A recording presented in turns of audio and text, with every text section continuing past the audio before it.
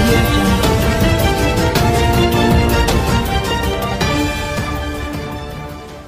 ఇక ఆయన చెంచాగాళ్ళు ఉన్నారు.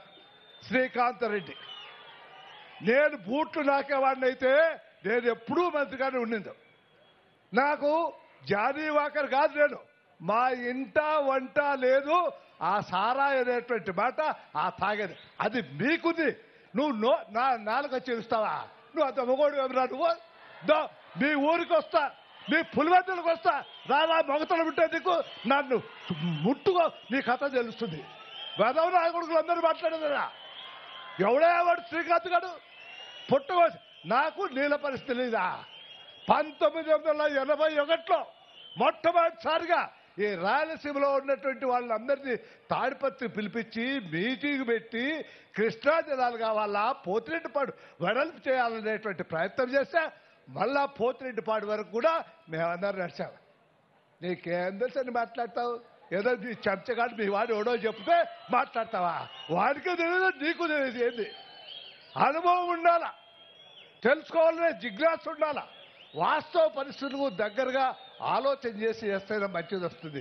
నీకు తెలిసిందేంది? నీకు మీ తాత గుణాలన్నీ వట్టబట్టుకున్నాయి. మీ నాయన గుణం రోందన్న వట్టబెట్టుకుంటే ఇంకొక రకంగా ఉండిందేమో.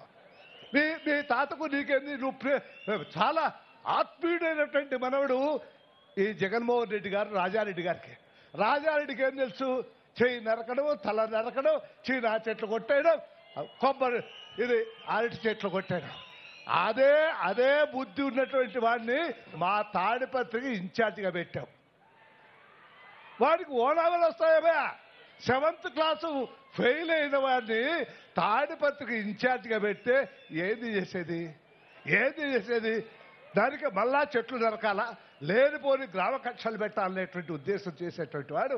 అలాంటి వాడి నాయకత్వం మాకు వస్తే మహానుభావ వద్దు, ఇంకో దేశానికి ఎక్కడన్నా తరలిపోవడం మంచిది. ప్రజలందరూ మర్చిపోయారు దుర్మార్గాన్ని, రక్తపాతాన్ని మర్చిపోయారు. మళ్ళా రక్తపాతాన్ని ప్రేరేపించడానికి మళ్ళా జగన్ రూపంలో వస్తున్నాడు. దయచేసి తస్మాత్ జాగ్రత్త. కృతజ్ఞత అనేది ఉండాల మనిషికి. కుక్కకే ఉంటే కృతజ్ఞత మనకు లేదయ్యా. కృతజ్ఞత లేకపోతే మనం మనుషులు అనిపించుకోం. నేను ఒకటే చేస్తున్నా, రాబోయే రోజుల్లో ముఖ్యమంత్రి గారు గట్టిగా చప్పట్లు కొట్టమంటారు. ఎందుకు సార్ మీకు చప్పట్లు అనవసరం? ఈ చప్పట్లు అవసరంలా.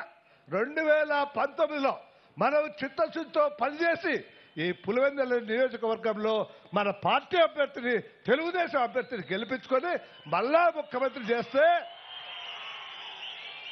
ఇతరు కృష్ణా నీళ్ళు కాదు, గోదావరి నీళ్ళు వస్తాయి. ఇప్పటికే చెప్తున్నాడు ముఖ్యమంత్రి, పెన్నాకు తెస్తా లేదు. ఆ కళలు సాకారం కావాలంటే మనమందరూ కూడా తప్పకుండా సపోర్ట్ చేయాలని నేను మనం చేస్తా. ఇకపోతే ఇక్కడ చెప్పుకునే అంతా రెడ్లు. ఏమయ్యా, నేను రెడ్డి కదా? నేను అసలు రెడ్డినయ్యా. నేను కంత్రి రెడ్డిని కాదు, నేను అర్థం రెడ్డిని కాదు. మరి మాకంతా పోటీ ఎందుకు పెడతారు మీరు? యునానిమస్గా వదిలిపెట్టండి మాకు రెడ్లకు. మేమేం వద్దన్నాం కదా. అప్పుడు మాకు యునానిమస్గా వదిలిపెడితే నేను కూడా చెప్తా, జై జై జై రెడ్డి అనేటువంటి మాట మాట్లాడితే రెడ్డి పోటీ పెడతారు.